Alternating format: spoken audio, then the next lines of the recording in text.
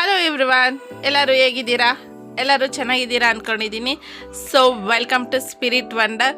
So friends, ಇವತ್ತಿನ menu ಬಂದು carrot halwa ಹೇಗೆ ಮಾಡೋದು ಅಂತ ನೋಡೋಕ್ಕಿಂತ ಮುಂಚೆ ಈ ವಿಡಿಯೋ ಯಾರೆಲ್ಲ ನೋಡ್ತಾ ಇದ್ದೀರೋ, ಸಬ್ಸ್ಕ್ರೈಬ್ ಆಗಿಲ್ವೋ ಈ ಕೂಡಲೇ ನನ್ನ ಚಾನಲ್ನ ಸಬ್ಸ್ಕ್ರೈಬ್ ಆಗಿ, ಹಾಗೆ ಕೊನೆವರೆಗೂ ಈ ವಿಡಿಯೋನ ನೋಡಿ, ಎಲ್ಲೂ ಸ್ಕಿಪ್ ಮಾಡಬೇಡಿ. ಸೊ ಹೇಗೆ ಮಾಡೋದು ಅಂತ ನೋಡೋಣ ಬನ್ನಿ ಫ್ರೆಂಡ್ಸ್. ಸೊ ನನ್ನ ಮಗಳು ತುಂಬ ಹಠ ಮಾಡ್ತಾಯಿದ್ಲು ಕ್ಯಾರೆಟ್ ಹಲ್ವಾ ಬೇಕು ಅಂತ. ಸೊ ಅವಳ ಕೈಲೇ ಕ್ಯಾರೆಟ್ನ ತುರಿಸ್ತಾ ಇದ್ದೀನಿ. ನೋಡ್ಬೋದು ನೀವು, ಕ್ಯಾರೆಟ್ ತುರಿತಾ ಇದ್ದಾಳೆ. ಸೊ ಏನೇನು ಇಂಗ್ರೀಡಿಯೆಂಟ್ಸ್ ಬೇಕು ಅಂತ ನೋಡ್ಕೊಬರೋಣವಾ? ಬನ್ನಿ ಫ್ರೆಂಡ್ಸ್, ಕ್ಯಾರೆಟ್ ತುರ್ಕೊಳ್ಳೋಣ. ಕ್ಯಾರೆಟ್ನ ತುರಿಲೇಬೇಕು ಅಂತ ಏನಿಲ್ಲ, ಮಿಕ್ಸಿಗೆ ಹಾಕ್ಕೊಂಡು ಗ್ರೈಂಡ್ ಕೂಡ ಮಾಡ್ಕೊಬೋದು ಸಣ್ಣದಾಗಿ. ಸೊ ಕ್ಯಾರೆಟು ನಾನಿಲ್ಲಿ 3 kg ಅಷ್ಟು ಕ್ಯಾರೆಟ್ ತೊಗೊಂಡಿದ್ದೀನಿ.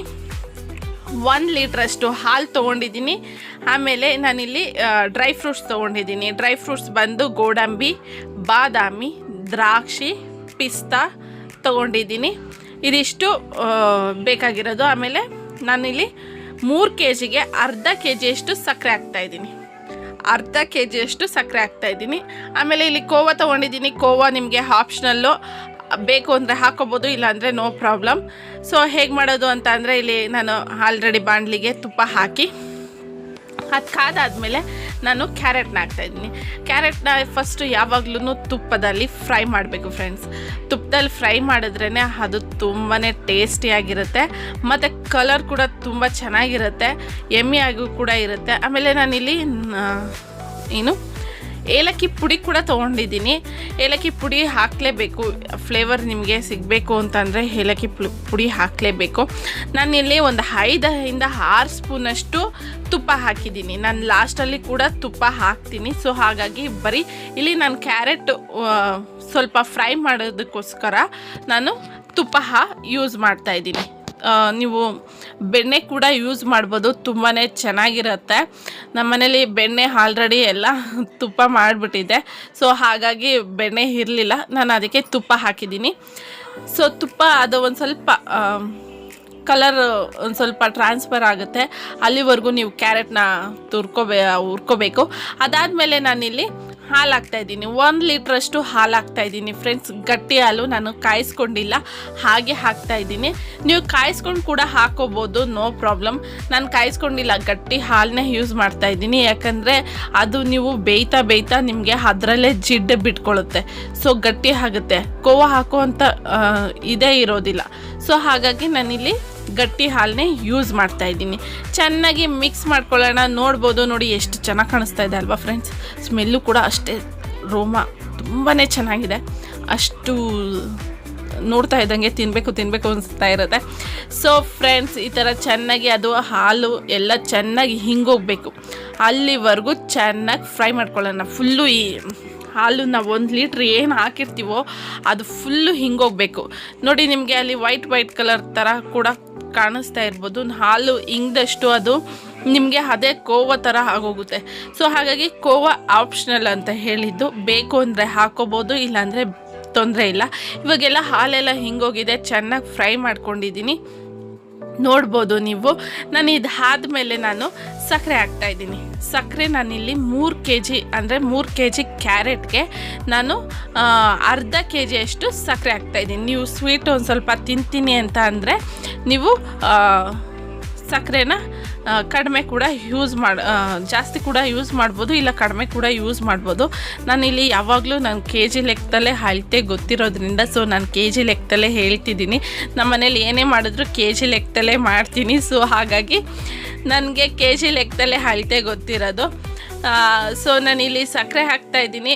ಅರ್ಧ kg ಅಷ್ಟು ಸಕ್ಕರೆ ಹಾಕಾದ್ಮೇಲೆ ಅದೆಲ್ಲ ನೀರು ಬಿಟ್ಕೊಳ್ಳುತ್ತೆ. ಸಕ್ಕರೆನೂ ಅಷ್ಟೇ, ನೀವು ನೋಡಿ ನೀರು ಬಿಟ್ಕೊಳ್ಳುತ್ತೆ. ಸಕ್ಕರೆನೂ ಅಷ್ಟೇ, ನೀವು ಚೆನ್ನಾಗಿ ಫ್ರೈ ಮಾಡಬೇಕು. ಅದೆಲ್ಲ ನೀರೆಲ್ಲ ಸುಂಡೋಗಬೇಕು, ಅಲ್ಲಿವರೆಗೂ ಫ್ರೈ ಮಾಡಬೇಕು ಫ್ರೆಂಡ್ಸ್. ಇದು ತುಂಬ ಟೈಮ್ ಹಿಡಿಯುತ್ತೆ ಅಂತ ಹೇಳ್ತಾರೆ. ತುರಿಯೋದಕ್ಕಾಗಿರ್ಬೋದು, ಇದು ಮಾಡೋದಕ್ಕಾಗಿರ್ಬೋದು ತುಂಬ ಟೈಮ್ ಹಿಡಿಯುತ್ತೆ ಅಂತಾರೆ. ಸೊ ಟೈಮ್ ಏನು ಹಿಡಿಯೋದಿಲ್ಲ. ನೀವು ಮಿಕ್ಸಿಲಿ ನೀವು ತುರ್ಕೊಳ್ಳೋದ್ಕಿಂತ ಮಿಕ್ಸಿಲಿ ಗ್ರೈಂಡ್ ಮಾಡ್ಕೊಬಿಟ್ಟು ತರ್ತರಿಯಾಗಿ ಗ್ರೈಂಡ್ ಮಾಡಿಕೊಂಡ್ರೆ ಸಾಕು. ನೀವು ಇದು ಒಂದು 10 ಮಿನಿಟ್ಸಲ್ಲಿ 20 ಮಿನಿಟ್ಸಲ್ಲೆಲ್ಲ ಆಗೋಗ್ಬಿಡುತ್ತೆ ಕ್ಯಾರೆಟ್ ಹಲ್ವಾ. ಮನೆಯಲ್ಲೇ ಕ್ವಿಕ್ಕಾಗಿ ಮಾಡ್ಕೊಬೋದು. ಮನೇಲಂತೂ ಮಕ್ಳುಗಳಂತೂ ತುಂಬಾ ಇಷ್ಟಪಡ್ತಾರೆ ಫ್ರೆಂಡ್ಸ್. ಈ ಥರ ನೀವು ಕ್ವಿಕ್ಕಾಗಿ ಮಾಡ್ಕೊಡೋದ್ರಿಂದ ತುಂಬಾ ಚೆನ್ನಾಗಿರುತ್ತೆ. ಮತ್ತು ಮಕ್ಳುಗಳು ಹೊರ್ಗಡೆ ತಿನ್ನೋದು ಬಿಡ್ತಾರೆ ಫ್ರೆಂಡ್ಸ್. ಸೊ ಹಾಗಾಗಿ ಇದನ್ನು ನೀವು ಖಂಡಿತ ಮನೇಲಿ ಟ್ರೈ ಮಾಡಿ ನೋಡ್ಬೋದು. ನೀವು ನಾನು ಇಲ್ಲೆಲ್ಲ ಚೆನ್ನಾಗಿ ತಿರುಗಿಸ್ತಾ ಇದ್ದೀನಿ. ಈ ನೀರೆಲ್ಲ ಸಕ್ಕರೆ ಪಾಕ ಇದೆಯಲ್ಲ ಅದೆಲ್ಲ ಸುಂಡೋಗಬೇಕು. ನೋಡಿ ಸುಂಡೋಗಿದೆ, ನಾನು ನಿಮಗೆ ತೋರಿಸ್ತಾ ಇದ್ದೀನಿ. ಇದೆಲ್ಲ ಸುಂಡೋಗಲಿ ಅಷ್ಟರಲ್ಲಿ ನಾವು ಡ್ರೈ ಫ್ರೂಟ್ಸ್ನ ರೆಡಿ ಮಾಡ್ಕೊಳ್ಳೋಣ. ಅದಕ್ಕಿಂತ ಮುಂಚೆ ನಾನಿಲ್ಲಿ ಇದು ಏಲಕ್ಕಿ ಪುಡಿ ಹಾಕ್ತಾಯಿದ್ದೀನಿ. ನೋಡಿ ನಾನು ಏಲಕ್ಕಿ ಪುಡಿನ ಜಜ್ಕೊಂಡಿದ್ದೆ, ಸೊ ಅದನ್ನು ಹಾಕ್ತಾಯಿದ್ದೀನಿ. ಇಲ್ಲಿ 4 ರಿಂದ 5 ಏಲಕ್ಕಿ ಪುಡಿನ ಜಜ್ಕೊಂಡಿದ್ದೆ, ಅದನ್ನು ಹಾಕ್ಕೊಳ್ತಾ ಇದ್ದೀನಿ. ಅದಾದಮೇಲೆ ನಾನಿಲ್ಲಿ ಒಂದು ಸ್ವಲ್ಪ ತುಪ್ಪ ಹಾಕ್ಕೊಂಡು ಗೋಡಂಬಿನ ಫ್ರೈ ಮಾಡ್ಕೊಳ್ತಾ ಇದ್ದೀನಿ.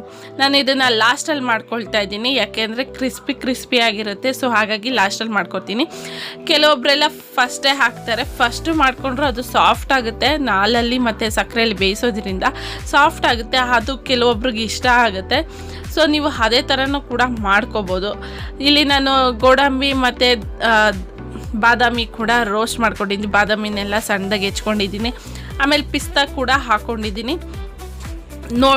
ಪಿಸ್ತಾ ಆಮೇಲೆ ದ್ರಾಕ್ಷಿ ಕೂಡ ಹಾಕಿ ಎಲ್ಲ ಚೆನ್ನಾಗಿ ಫ್ರೈ ಮಾಡ್ಕೊಳ್ಳೋಣ. ಒಂದು ಸ್ವಲ್ಪ ರೋಸ್ಟೆಡ್ ಮಾಡಿಕೊಂಡ್ರೆ ಒಂದು ಸ್ವಲ್ಪ ನಿಮಗೆ ತುಂಬಾ ಚೆನ್ನಾಗಿರುತ್ತೆ. ಅದೆಲ್ಲ ಬಾಯಿಗೆ ಸಿಕ್ಕಿದಾಗ